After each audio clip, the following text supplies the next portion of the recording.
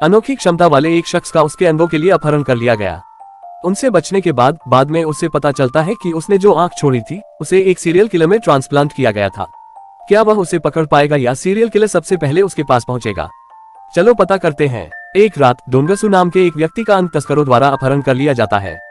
उसे एक सर्जन के पास ले जाया जाता है जो समय बर्बाद नहीं करता है और तुरंत अपने शरीर को खोलना शुरू कर देता है। हालांकि उचित चिकित्सा उपकरणों के बजाय सर्जन डोंगसू के आंतरिक अंगों को निकालने के लिए बोल्ट कटर का उपयोग करता है। बाद में उसके शरीर के बाकी हिस्सों को टुकड़ों में काटकर कचरे के थैले के अंदर रख दिया जाता है। जैसे ही सर्जन उसका निपटान करने वाला होता है, डोंगसू के कटे हुए शरीर के अंग उसकी दिशा में चलने लगते हैं। अचानक सर्जन जाग जाता है, राहत महसूस करता है कि यह केवल एक बुरा सपना है और कनेक्ट शब्द का उच्चारण करता है। इस समय सोशल मीडिया पर एक पोस्ट पूछती है कि क्या कोई कनेक्ट नामक शहरी किंवदंती के बारे में जानता है।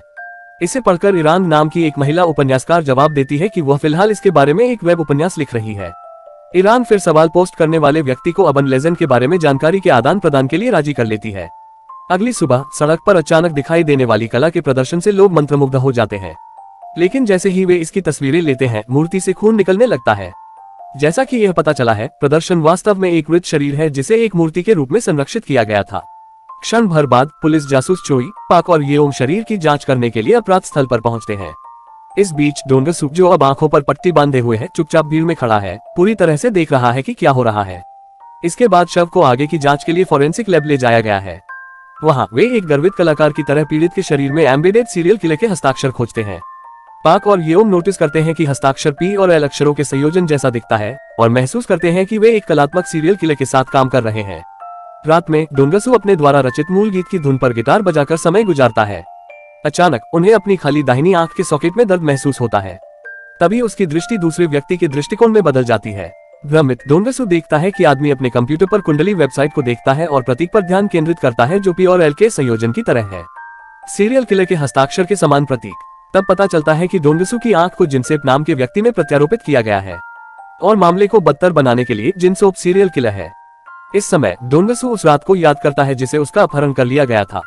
उसकी आंखें निकाल लेने के बाद भी वह अभी भी सर्जन को अपने शरीर के साथ खिलवाड़ करते हुए देख सकता है। सर्जन ने तब देखा कि डोंगसू की आंखें सीधे उसे देख रही थीं और रेंगकर बाहर निकल गईं।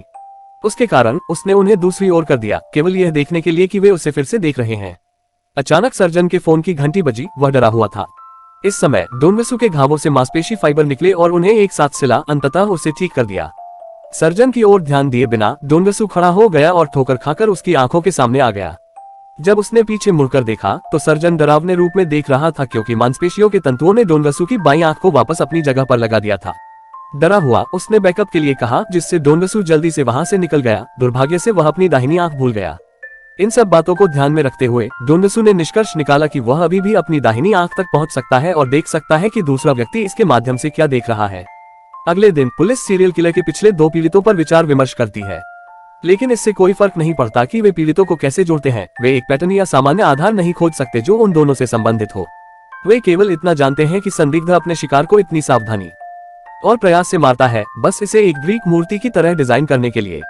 फिर भी हत्यारे ने जानबूझकर मांस में एक आंसू छोड़ दिया ताकि खून बह सके, जैसे वह अपनी हत्या की घोषणा करना चाहता था।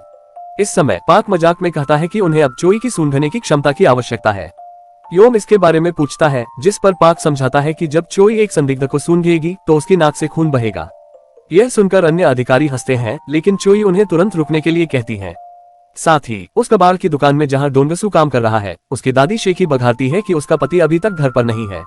यह सुनकर डोंगसू अपने दादा की तलाश के लिए बाहर जाता है और उसे पता चलता है कि छात्रों द्वारा उसे उठाया जा रहा है, जब उसने उनमें से एक को अपनी गाड़ी से लगभग टक्कर मार दी थी। डोंगसू तुरंत अपने दादाजी की सहायता के लिए आता है, उसे कबाड़ की दुकान पर वापस जाने के लिए कहता है। इससे छात्र नाराज हो गए और उन्होंने उसकी पिटाई शुरू कर दी। उनमें से एक चाकू उठाता है और डोंगसू पर घुमाता है, लेकिन वह बचता नहीं है, बस उन्हें आंखों में मरा हुआ देखता है क्योंकि उसका कान कट जाता है। जैसे ही यह गिरता है, उसकी आंख का पैच उसकी लापता दाहिनी आंख को प्रकट करता है। यह देखकर छात्र डर जाते हैं और उसे राक्षस कहते हैं। यह डोंगसू के बचपन की याद दिलाता है जब वह एक पेड़ से गिर गया था। जैसे ही उसका टूटा हुआ शरीर अपने आप ठीक हुआ, दूसरे बच्चे डर गए और उसे राक्षस कहने लगे। तस्करों में से एक के सामने आकर छात्र भाग जाते हैं, जो उन्हें डोंगसू के बारे में बात करते हुए सुनता है। उसके बाद तस्कर अपने बॉस श्री किम को सूचित करता है कि डोंगसू ने अभी तक शहर नहीं छोड़ा है। उसके कारण श्री किम अपने आदमियों को डोंगसू की तलाश जारी रखने का आदेश देते हैं। उनके लिए अज्ञात उनके ठिकाने को इर्गनी टैप कर लिया है।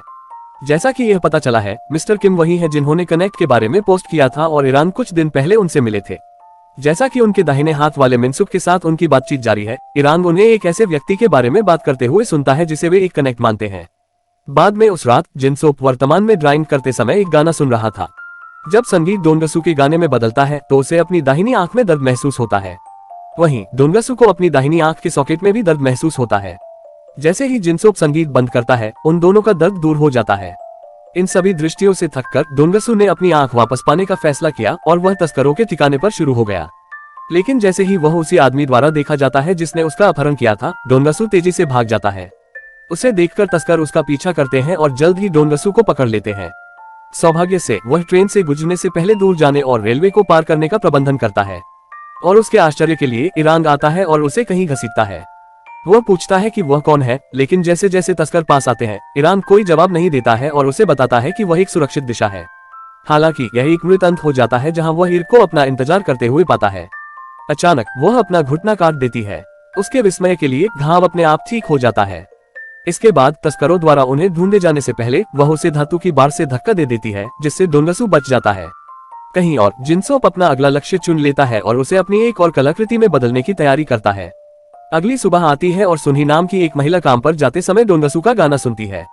वह जिनसियोप की सहकर्मी है और उसे बहुत पसंद करती है। कार्यालय के बाहर जिनसोप ने डोंगसू के गीत को गुनगुनाते हुए सुना, जिससे उसकी दाहिनी आंख में एक और दर्द हो गया। उम्मीद के मुताबिक डोंगसू भी वही दर्द महसूस करता है, लेकिन इस बार वह सुनही को जिनसोप के नजरिए से देखता है और उसकी किस्मत में वह उस जगह से परिचित है जहां जिनसेप और सुनही है। इस बीच स्टेशन पर येओम चोई और पाक को दिखाता है कि सीरियल किलर किसी तरह अपनी कला के कारण दुनिया भर से समर्थन प्राप्त कर रहा है। थोड़ी देर के बाद चोई लाश कला के उद्भव के दौरान भीड़ की एक तस्वीर देखती है। डोंगसू को भीड़ के बीच संदिग्ध रूप से खड़ा देखकर चोई की अचानक नाक से खून बहने लगता है। यह देखकर पाक यह कहते हुए आनंदित होता है कि आखिरकार उनके पास एक लीड है, जबकि येओम विश्वास नहीं कर सकता कि पाक वास्तव में उस समय सच कह रहा था। चोई तब पाक को डोंगसू की जांच करने का आदेश देती है। घर पर डोंगसू को फिर से एक दृष्टि मिलती है। आदमी को अपने स्केचपैड के माध्यम से स्कैन करते हुए देखकर वह कागज पर उसी हस्ताक्षर को नोटिस करता है जो कि लाश कला में बिल्कुल वैसा ही है। इस बार डोंगसू को आखिरकार पता चलता है कि उसकी दाहिनी आंख को किसी तरह एक सीरियल किलर में ट्रांसप्लांट किया गया था।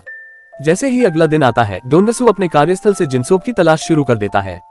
जब वह सुनही को जियोन नाम की एक अन्य महिला सहकर्मी के साथ देखता है तो वह उनसे बात करने की कोशिश करता है, लेकिन वे सोचते हैं कि वह एक विकृत है और उसे खारिज कर देते हैं।